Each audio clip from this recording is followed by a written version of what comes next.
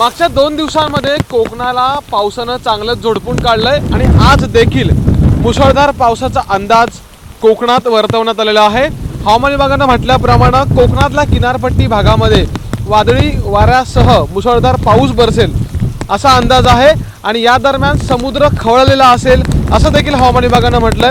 परिणामी या कालावधीमध्ये मच्छीमारांनी समुद्रामध्ये जाऊ नये असं देखील आवाहन करण्यात आलेलं आहे।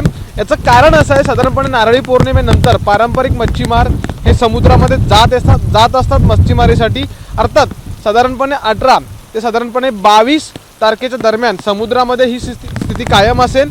शिवाय या दरम्यान अगदी ताशी 45 ते 50 किलोमीटर प्रति तास वेगानं वारे वाहतील। साधारणपणे वाऱ्यांचा हा वेग 65 किलोमीटर प्रति तासापर्यंत देखील जाऊ शकतो। सध्या जर आपण बघितलं तर समुद्र खवळलेला आहे, वाऱ्याचा वेग देखील या ठिकाणी जाणवतोय आणि पाऊस देखील जोरदार बरसतोय। कोकणातल्या विशेषतः रत्नागिरी जिल्ह्याला देखील पावसानं मध्यरात्रीपासून चांगलं झोडपून काढलं आणि आज हा दिवसभर पाऊस बरसेल असा अंदाज देखील वर्तवण्यात आलेला आहे। कॅमेरामॅन महबूब शेखसह अमोल मोरे, एबीपी माझा, रत्नागिरी। एबीपी माझा, उघडा डोळे बघा नीट।